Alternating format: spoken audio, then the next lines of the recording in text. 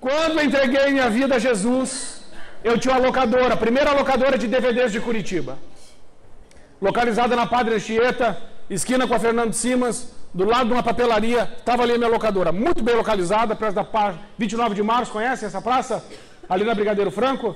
Eu estava ali no final da Padre Anchieta, abaixo da locadora, morando no Sobradão, montei a locadora, estava ganhando bem, na época eu estava ganhando 5 mil por mês, e tirando as despesas, eu comia picanha, irmãos. A hora que oh, glória, é tão bom.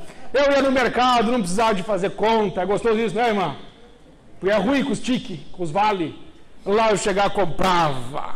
Oh, glória. Meus filhos estavam estudando escola bilíngue. Meus 2 filhos. Meu filho e a minha filha. E eu ia comer todos os dias fora. Meu Deus, e tinha empregada. Eu me achava o próprio. E aí encontrei Jesus. Ou melhor, Jesus me encontrou. Mas a minha família, a minha mulher estava entrando em depressão. A minha mulher estava em uma depressão profunda. Por isso, coisas não resolvem o nosso problema emocional e nem espiritual. Coisas são coisas. Não preenchem o nosso vazio. Eu tinha coisas. Essas coisas não me ajudaram nada. Minha mulher estava afundando na depressão. Meus filhos estavam se perdendo sem referência de pai. Eu era uma pessoa que não tinha direção na vida. Mas aí aconteceu uma coisa estranha na minha casa. Numa noite, eu tinha 3 televisores assim que passavam as imagens da locadora, aqueles vídeos. E tinha uma tampa que segurava. Às 3 da manhã caiu aquela tampa. Estava pregada e colada. Só que quando caiu, parecia que tinham quebrado a janela da frente e entrado. E aí eu falei assim para minha mulher: amor, me dá um revólver. Que não tinha revólver nenhum, era pro bandido que eu achava que estava lá embaixo escutar. Me dá um revólver. Aí ela falou assim, eu falei assim: jogue um saco de fralda então, porque vai ser mais útil. Aí desci lá, não tinha nada a ver, era só a tampa que tinha caído. Mas às 3 da manhã, e caiu do nada aquele negócio, eu fiquei meio assim. No outro dia, diante de Deus, irmãos, às 3 da manhã de novo, estourou a tampa do fogão, aquela tampa de vidro. Mas como a gente sempre comia fora, entendeu? Não tinha feito nada no fogão. E a tampa às 3 da manhã estoura. E quando a tampa estoura, aquele vidro, ele é temperado. E fica fazendo assim, dá a impressão que alguém está caminhando em cima do vidro. E de novo, o sacerdote do lar. Falei: amor, joga a arma. Ela falou: vai logo. Aí eu desci lá e era aquele negócio. E eu falei assim: mas isso aí foi só coisa do acaso. Mesma hora, 2 coisas estouram. No outro dia, eu estava deitado na minha cama, lendo um livro, e passa uma pessoa assim na porta do meu quarto assim. E eu falei: tem gente dentro da casa. E agora eu falei: fique aí. E ela falou: com certeza. E eu falei: deixa que eu vou dar uma olhada. E fui ligando luz de cada cômodo.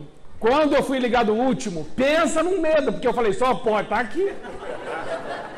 E cheguei lá, não tinha, não era ninguém. Na outra noite, fui no banheiro, todas as portas do quarto do meu filho abriram e fecharam ao mesmo tempo. Bam! Eu falei assim: minha casa está mal assombrada. No mínimo é isso, porque eu não tinha conhecimento, eu não tinha me convertido ainda. Aí eu disse assim: mas isso é muito estranho. E daí durante o dia a minha mulher me falou assim: você me chamou? Eu falei: não. Daqui a pouco ela veio de novo: você me chamou? Eu falei: não. Daqui a pouco ela veio de novo: você está de brincadeira? Eu falei: não, amor, o que é? Você me chamou. Eu falei: eu não te chamei. Ela falou: mas eu ouvi a sua voz me chamando. Eu falei: se você ouviu, eu quero ouvir também. Na hora que eu falei isso, eu escutei assim na minha orelha: Marcou. Rapaz, pensa num arrepio assim, ó. Meus irmãos, os toquinhos de cabelo que eu tinha naquela época, tem tudo assim. Eu falei assim: eu tô frito, aqui tem coisa. Aqui tem coisa. E aí falamos com a cliente da locadora, ela falou assim: olha, tem 2 opções para te dar. Uma é, acho que é Jorei, que eles ficam assim. E eu sempre passava e fazia assim, cumprimentando. bem, né? Eu falei, lá eu não vou, eles devem querer me matar. Toda vez que eu passo lá, eu passo brincando. E ela falou, e tem um pastor. Eu falei, pastor? Eu falei, eu quero ver do que esses caras são feitos, porque eu sei o que está acontecendo na minha casa. Eu quero ver se eles são de Deus mesmo. Porque eu ia ser padre e eu não queria que o padre viesse benzer, porque isso mesmo eu já tinha feito. Então eu falei assim, vem... É lógico, eu falei, vem, entendeu? Vem o pastor. E aí, rapaz do céu. E não é que veio o pastor, vieram logo 2. Que pastor vem de 2. Quando a coisa é complicada, ele logo é de 2. Chegaram 2 homens de Deus. O pastor entrou, olhou para mim e falou assim, primeira coisa que eu vou te falar, você tem um chamado e você está negligenciando o seu dom. Eu falei, não sei nem o que é chamado, também não sei o que é dom. Ele falou assim, depois eu te explico. Segunda coisa, o que está acontecendo aqui? Eu falei, está acontecendo assim, assim, assim, assim. Vamos subir, que eu vou te mostrar onde é. Ele falou, não é necessário. Eu vou orar daqui, porque o meu Deus já está lá. Eu olhei para aquele cara e falei assim, é muito arrogante. Pensei comigo, né? Isso é tudo para me cobrar mais no final. O meu Deus já está lá. Eu vou orar por você agora. E era uma segunda-feira. Hoje é segunda-feira. Você vai ter paz até no sábado.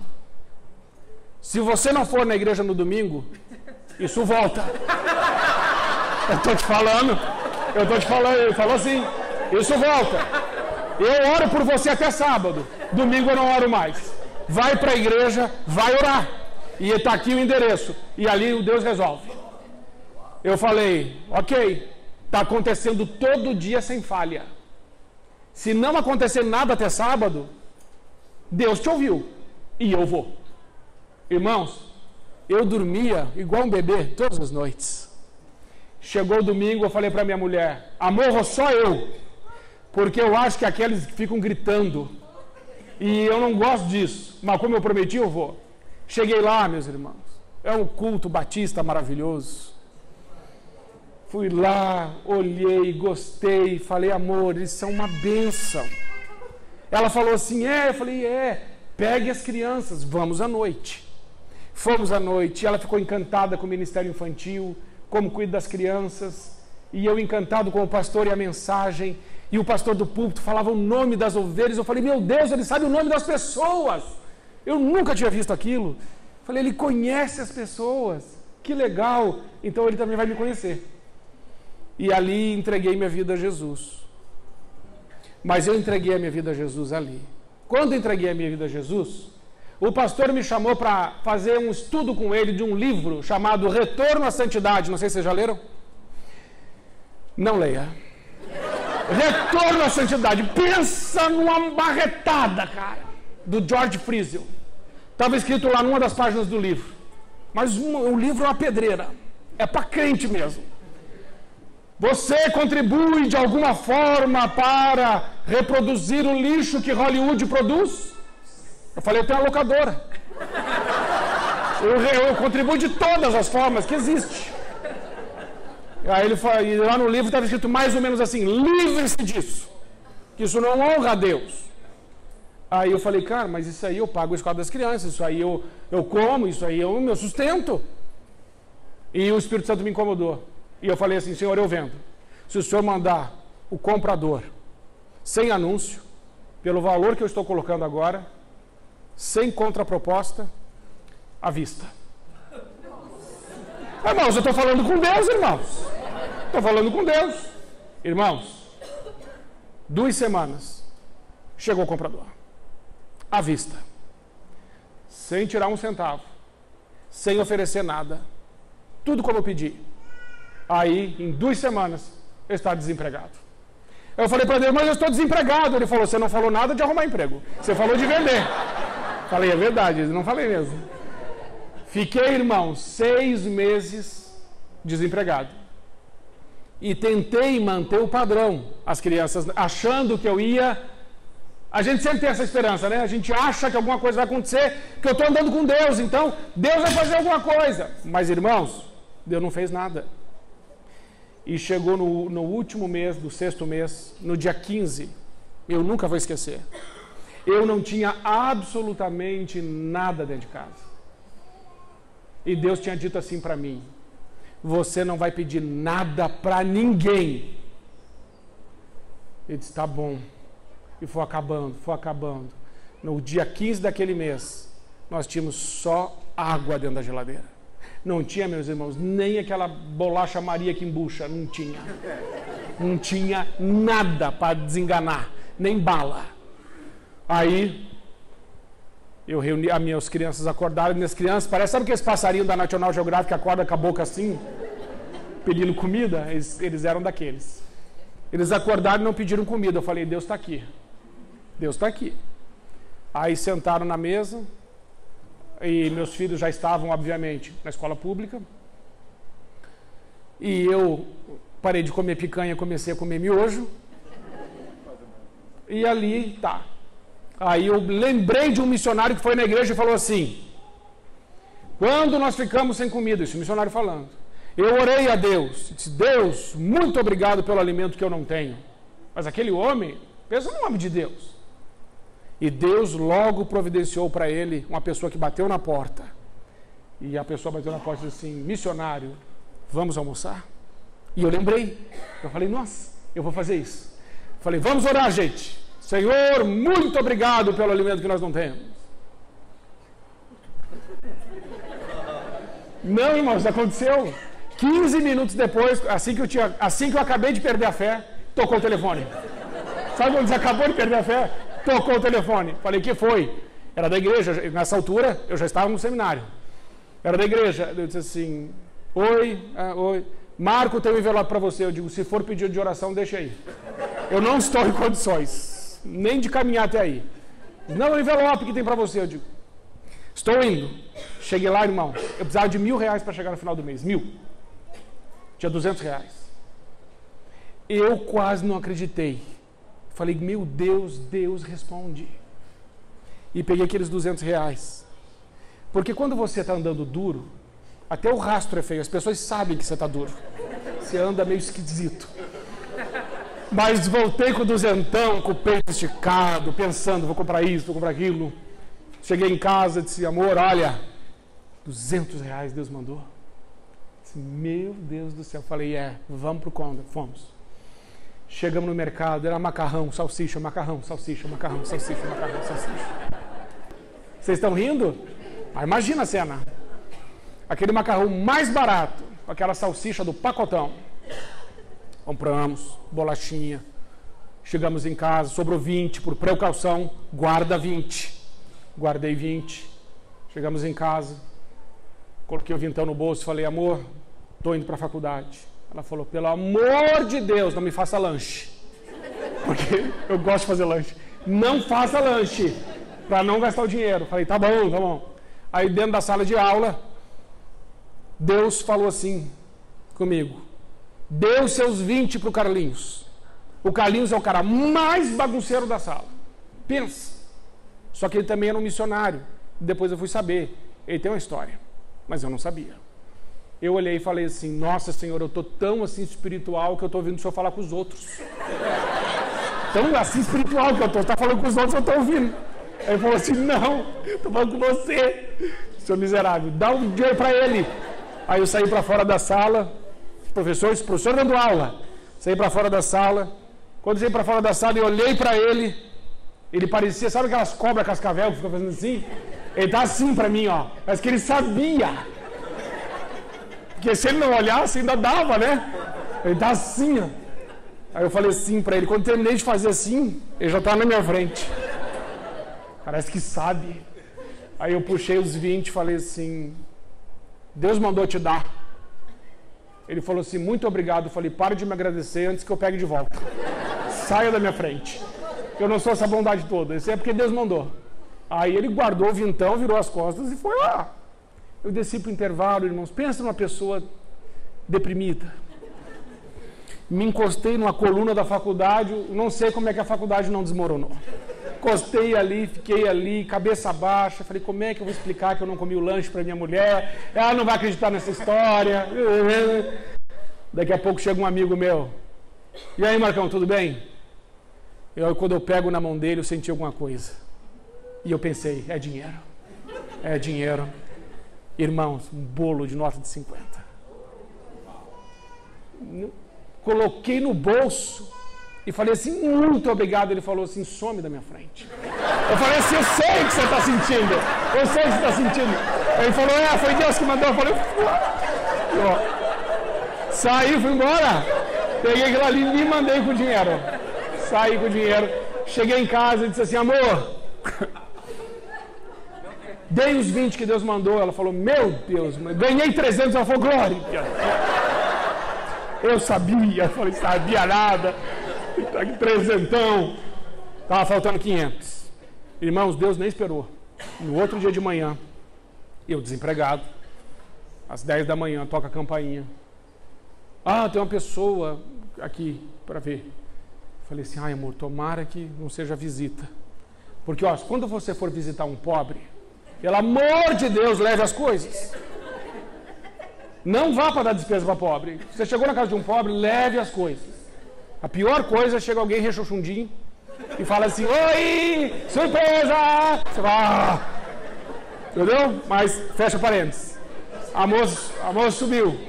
Chegou lá e disse assim, eu dei uma palestra, uma mulher de Deus. Eu dei uma palestra lá em São Paulo, psicóloga. Recebi 10 mil pela palestra. Isso naquela época. Então, se você não sabe que curso quer fazer, psicologia é um bom curso. E recebi 10 mil naquela época. Ela recebeu 10 mil naquela época. Diz assim, e Deus mandou dar 500 para uma família e 500 para você. Mas não sei por quê, porque eu não tinha, como Deus não falou que eu não podia pedir nada para ninguém, ninguém sabia. Mas não sei porque Deus mandou. Eu falei assim, você não sabe, mas eu sei, daqui o cheque. Peguei o cheque, coloquei no bolso e falei assim, Deus te abençoe. Quer comer alguma coisa? Não, obrigado. Quer beber alguma coisa? Não, obrigado. Vai com Deus. E no final daquilo, irmãos, Deus falou assim para mim, eu sustento você. É da minha mão que você come. Irmãos, onde é que a gente aprendeu isso? No ócio. Onde é que eu ouvi a voz de Deus? No ócio. Onde aconteceu um milagre na minha vida? No ócio. Onde eu e a minha mulher, que estava com depressão, minha mulher foi curada e nós tornamos um só. No ócio. Onde os nossos filhos tiveram a referência de sacerdote e de mulher de Deus. No ócio. Louvado seja Deus pelas crises que vivemos. Amém, irmão? Então, só para você não achar que é tudo teoria. Ócio, lugar de restauração. Aqui, irmãos, eu já trabalhei com os irmãos, que é a questão da identidade. Mas aqui não está clarinho, mas eu vou ler. Êxodo 3:21. Deus diz assim, eu farei com que os egípcios respeitem vocês. Respondendo, porém, o espírito maligno disse, conheço a Jesus, bem sei quem é Paulo, mas vós quem sois? Sabe por que Deus falou assim? Eu farei com que os egípcios respeitem vocês? Porque o faraó depois diz assim, eu não sei quem é o Senhor. Quem é o Senhor? E Deus vai falar assim, fica tranquilo. Eu vou fazer eles te respeitarem. E na outra passagem, o espírito maligno dizendo assim, eu sei quem é Jesus. Eu conheço Paulo. Mas vós quem sois? O mundo espiritual reconhece quem é filho de Deus. O mundo espiritual sabe quem você é. Nós temos uma fama, entre aspas, no mundo espiritual. Os demônios sabem. Porque eles falaram assim, nós sabemos quem é Paulo. Eles conheciam Paulo. Paulo era um desastre para eles. Os demônios odiavam Paulo. Acredito que quando Paulo morreu, teve uma festa no céu, no inferno. Deve ter tido. Graças a Deus, Paulo morreu. Mais ou menos assim os demônios falaram. Porque o homem forte, poderoso em Deus, poderoso em obras. Que o inferno, irmãos, dê graças a Deus quando cada um de nós morrer. Porque nós precisamos incomodar o inferno mesmo. A identidade dele foi feita ali. Agora Daniel 9, de 2 a 3 diz assim, no primeiro ano do seu reinado, eu, Daniel, entendi. Veja aqui o ócio na vida de Daniel. No primeiro ano do seu reinado, eu, Daniel, entendi pelos livros que o número dos anos que falaram o Senhor ao profeta Jeremias, em que haviam de se cumprir as desolações de Jerusalém, era de 70 anos. E eu dirigi o meu rosto ao Senhor Deus para o buscar com oração, súplicas, com jejum e saco e cinza. Irmãos, Daniel está dizendo assim, eu entendi. Só que esse eu entendi no hebraico, a palavra entendi no hebraico, é o entender racional. Quando ele fala que ele entendeu, é o entender racional do que estava acontecendo. Só que aí ele vai em seguida se prostrar com o rosto em terra, em oração, em jejum, em saco e em cinzas, para buscar um novo entendimento. Vamos ver isso. Daniel 10, de 12 a 14. Veja agora.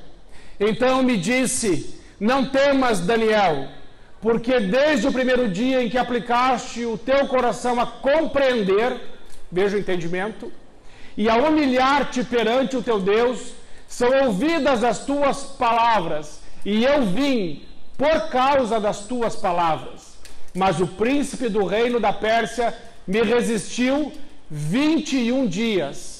E eis que Miguel, um dos primeiros príncipes, veio para ajudar-me, e eu fiquei ali com os reis da Pérsia.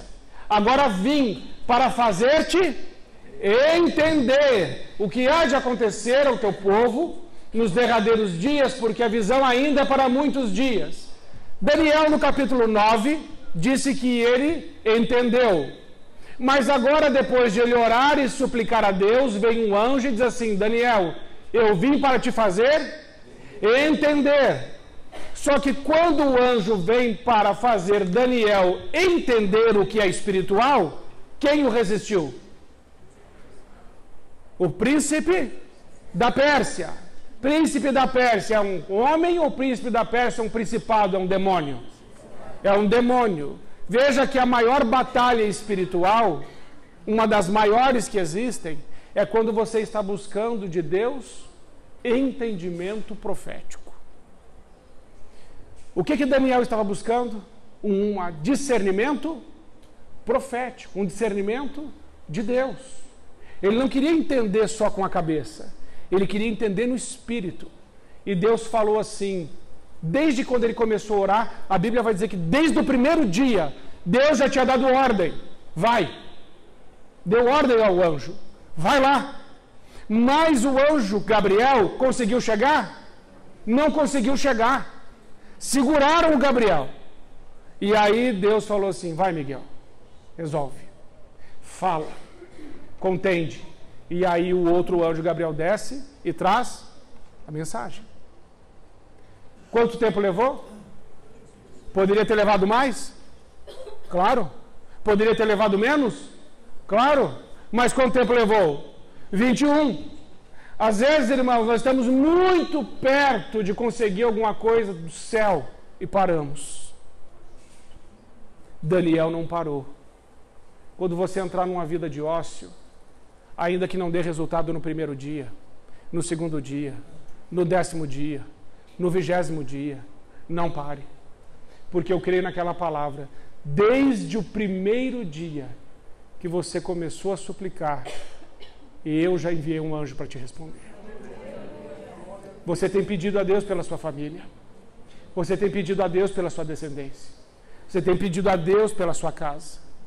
Desde o primeiro dia eu creio que Deus está te ouvindo. E eu creio que Deus já enviou um anjo. Não pare. Ah, pastor, mas nós vamos ter o dia aqui da bênção e a pessoa não veio. Não interessa. Não pare. Alguns dos familiares de vocês virão, outros não virão. Não importa. Não parem. Esse dia é um memorial. E glória a Deus pelos que vierem. Mas no céu, Deus já deu ordem. Amém, irmãos? Terceira etapa de Moisés. A missão. Êxodo 3:10. Agora venha, eu o enviarei. Para libertar, para treinar, para amar, para interceder, para ensinar, para nós, para curar, para batizar. É missão. Libertação é graça. Libertação é Jesus. Jesus não tem negócio. Jesus tem missão. Ócio que leva a missão. Deus não tem negócio para os seus filhos. Deus tem uma missão para os seus filhos. Deus tem uma missão para você. Todos nós somos chamados por Deus. Uma das nossas missões é reproduzir o Evangelho, é multiplicar o Evangelho da graça de Jesus. Nós precisamos falar de Jesus para a nossa família, para os nossos amigos. Nós não podemos desistir de chamar as pessoas para Jesus. Essa igreja tem que se tornar muito pequena no seu espaço para tantas pessoas que virão para cá. Por que, irmãos? Porque nós não aceitamos que as pessoas fiquem sem Jesus. Ele é o nosso maior bem. Ele é tudo para nós. Sem Jesus estamos perdidos. Mas com Jesus nós temos a vida eterna. Então Deus se preocupa e diz: eu vou te enviar. E aí alguns têm medo. Pastor, vai ter retaliação. Vai ter colisão. O COT trabalha muito bem isso, irmãos. Existem dois conceitos: retaliação e colisão. Retaliação é entendido assim: quando você não está com a vida no altar, quando você está em pecado, quando você tem uma fortaleza na sua vida, não confessa, não entrega, quando você é recorrente naquela situação de pecado, e você fala assim: não, mas eu vou me levantar nessa missão, e eu vou interceder, e eu vou fazer, e a coisa vai acontecer. Não vai. Você vai se machucar. Você vai ser retaliado. Com a mesma força que você apertar a cabeça da serpente, sem o calçado da fé, com a mesma força que você empurrar, com a mesma força o veneno vai entrar. Se pisa na cabeça do diabo com os pés calçados, com as sandálias da paz, o Deus da paz esmagará a cabeça de Satanás. O Deus da paz. Se nós não tivermos uma vida santa, não adianta a gente querer sair libertando a vida dos outros e resolvendo o problema dos outros. Primeiro a nossa vida, primeiro a nós diante de Deus e depois nós diante dos homens. Primeiro Deus trabalha em nós e depois Deus trabalha através de nós. Então veja que aquela pessoa levou uma mordida de uma cobra. Olha como é que ficou o pé dela. Não estava calçada.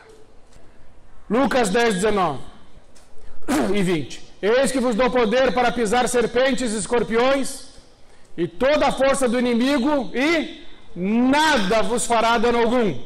Mas não vos alegreis porque se vos sujeitam os espíritos malignos. Alegrai-vos antes por estarem os vossos nomes escritos nos céus. Porque os discípulos chegaram em 70 falando assim: Senhor, até os demônios se submetem a nós. E eles chegaram muito alegres, porque os demônios se submetem a eles. Irmãos, aqui tem um ensinamento muito importante de Jesus. Não se alegrem porque os demônios se submetem. Alegrai-vos antes, porque os vossos nomes estão escritos no livro da vida, nos céus. O que isso significa? Alegre-se, Deus se alegra por quem você é, Deus não se alegra por aquilo que você faz. Deus não se impressiona com o que você faz, com o que eu faço. Deus diz assim: quer se alegrar? Se alegre pela coisa certa. Não é pelo seu trabalho, não é pelo que você faz para mim.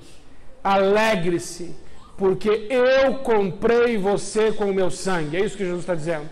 Alegre-se, porque eu paguei o preço na cruz e te tirei do inferno e te levei para o céu, e te tirei da morte e te dei vida eterna, e tirei das trevas e te levei para o reino da minha maravilhosa luz.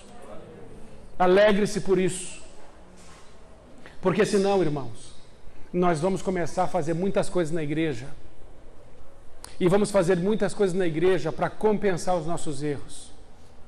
Católico paga a penitência que o padre dá de fazer não sei quantas Ave Maria, não sei quanto crente aos pais que tem que orar.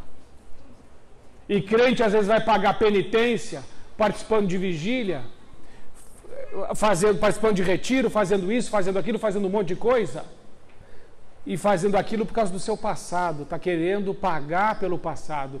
Jesus já pagou pelo nosso passado.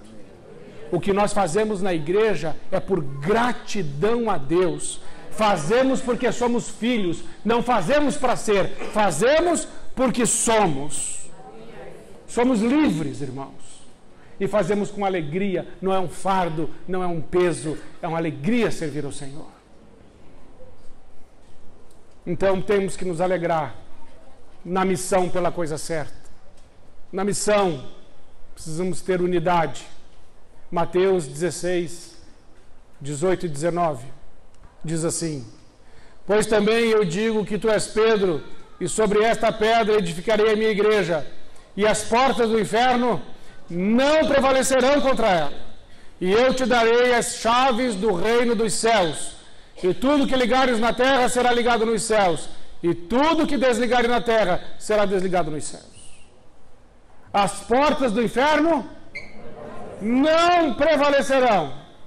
Como que a gente abre porta do inferno? Como, irmãos? A gente abre a porta do inferno chutando? Diga não, pastor. A gente abre a porta do inferno empurrando? Não. A gente abre a porta do inferno com a chave. Se tem porta, tem que ter chave. Que chave é essa? Vamos ver. Apocalipse 1:18 diz assim: eu que vivo fui morto, mas eis que estou vivo para todo sempre, e tenho as chaves da morte e do... Quem tem as chaves do inferno? Então porta tem chave? Tem. Quem está com a chave? Como é que a gente faz para pegar? Essa é uma boa pergunta. Aqui, João 17:21. Para que todos sejam como tu, ó Pai, o és em mim e eu em ti, também eles sejam um em nós, para que o mundo creia que tu me enviaste. Como é que o mundo vai crer que Jesus foi enviado? Se nós formos. Como é que a gente abre as portas do inferno? Através da unidade, irmãos. Uma casa dividida não prevalecerá, não subsistirá. Mas uma casa unida, ela prevalece. Ela abre as portas do inferno e tira de lá os seus prisioneiros. Por isso é tão importante, irmãos. Se a sua casa for unida, Satanás não tem chance. Se a sua casa for uma só, você conseguirá abrir as portas que prendem os teus, entrar naqueles lugares e tirar eles de lá, através da unidade. Mas unidade, irmãos, é muito difícil. Sabe por quê? Unidade é difícil porque para ter unidade precisa de ter uma coisa. Sabe o que é? Humildade. Sem humildade não tem unidade. O que é humildade? Humildade é saber quem a gente é, ter uma perspectiva correta de si mesmo. Quando eu sou humilde, sabe o que eu peço? Perdão. Eu olho para você e digo assim: você me perdoa por aquilo que eu falei? Você me perdoa por aquilo que eu fiz? Você me perdoa? E se precisar chorar, eu choro. Se precisar ajoelhar, eu joelho. Mas você me perdoa? E a pessoa diz assim: eu perdoo você.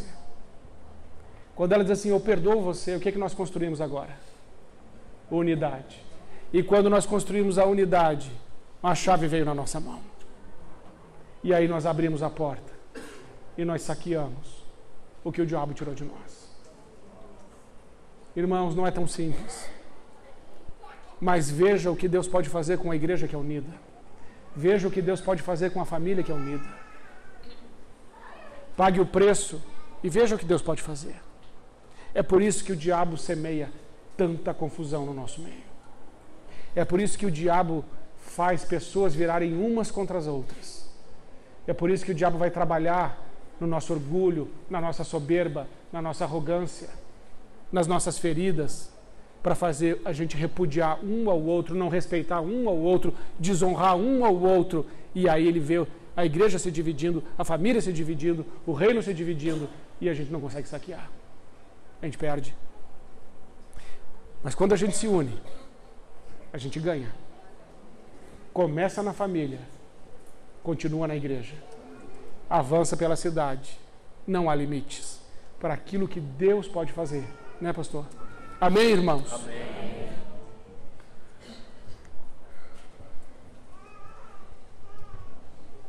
Tá bom. 9h26. É até as 9h30? Ou é mais? Se é mais, tem uma coisinha que eu queria mostrar. Tem um minutinho? Dá para trocar lá, filhinha? Eu quero encerrar com o assunto que quero começar no próximo encontro. No próximo encontro eu quero falar sobre causas e efeitos das maldições e por que elas nos atingem. Então vamos falar no próximo encontro. O crente fala muito sobre isso, bênção e maldição. Está muito na boca do crente, mas às vezes ele não entende direito o que é isso. O que é bênção? O que é maldição? Precisamos entender o sentido original da palavra maldição. Entendemos o que a maldição pode fazer na vida de alguém, mas o que significa uma maldição? E bênção? No que concerne a bênção, o problema é o mesmo.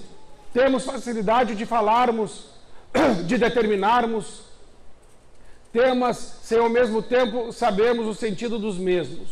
Então, irmãos, eu vou trazer o significado bíblico. O que é bênção, que a Bíblia diz. O que é maldição e o que a Bíblia diz. Por que eu vou tratar desse assunto no próximo encontro? Porque no dia combinado, nós vamos abençoar a nossa família.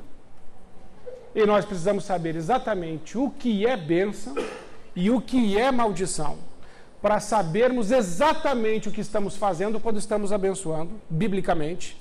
E também precisamos saber exatamente o que é maldição e como elas nos atingem. Existem 3 tipos de maldições bíblicas. Uma é uma que vem pela palavra escrita. E nós vamos falar sobre isso. A segunda é que vem pela palavra pronunciada. E a terceira que vou falar é aquela que é o laço, é a armadilha, é a algema. É aquela que prende, é aquela que se faz através de um pacto, é aquela que se concretiza na vida de alguém. Vamos entender maldição e bênção. E aí, no próximo encontro, se tiver alguma palavra de maldição que foi lançada contra você, ou alguma maldição que tenha se cumprido na sua vida, você vai conseguir discernir pelo estudo bíblico. E nós vamos fazer uma oração diante de Deus sobre estas coisas. Existem palavras, irmãos, que se tornam uma maldição que se concretiza. Existem coisas que podem sido ditas a você na sua infância. E hoje você vive isso. E você diz, pastor, eu vivo isso até hoje. Aquela palavra se cumpriu na minha vida.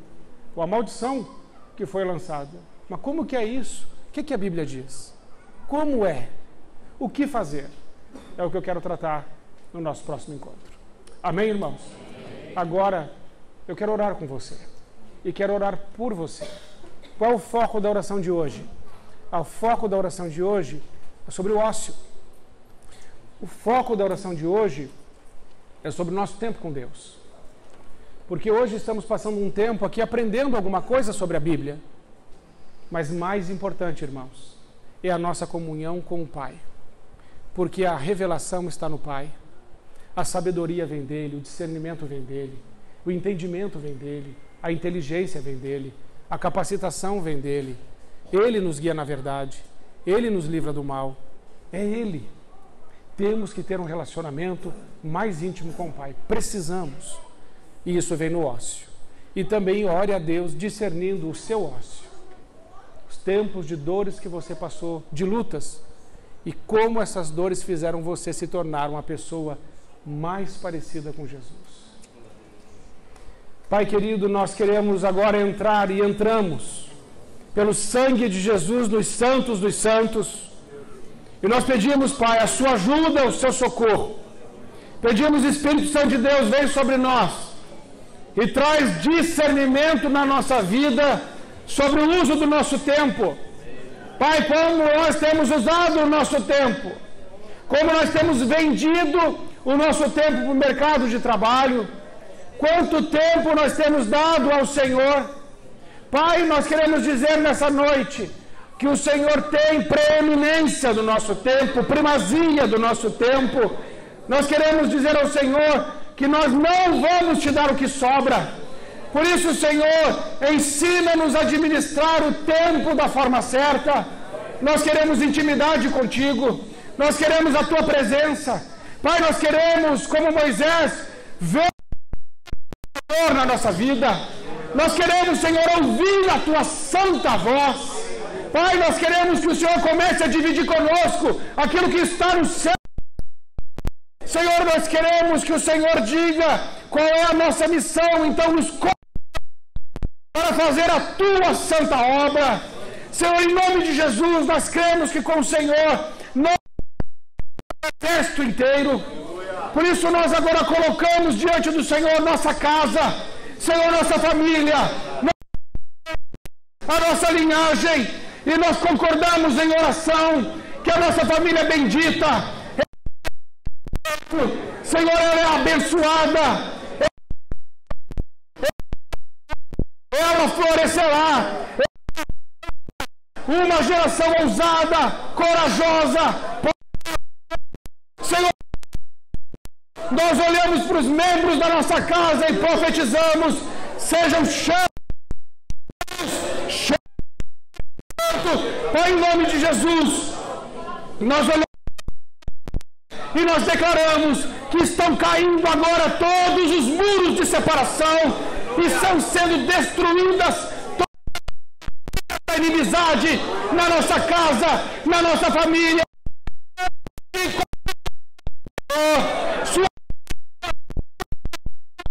Cristo é o Senhor. Aqueles joelhos se dobram, os seus olhos se voltarão para o céu, de palavras de fé, de amor, de ousadia, palavras inspiradas e concordando. Senhor, a tua mão está sobre a nossa família.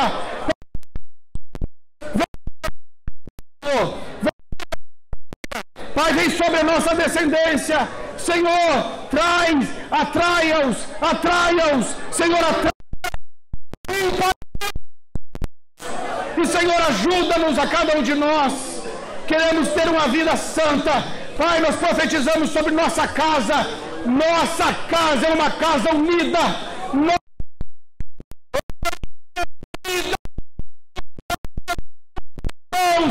As chaves estão nas tuas mãos e nós retiraremos os prisioneiros daquele lugar.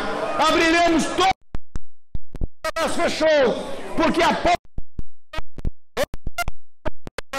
Por isso nós concordamos, Senhor, que não estamos sozinhos nessa luta, mas o Senhor é o nosso escudo, o Senhor é o nosso alto refúgio, o Senhor é o nosso socorro bem presente nos momentos de angústia. O nosso Pai, maravilhoso, conselheiro, Deus forte, Pai da eternidade, príncipe da paz.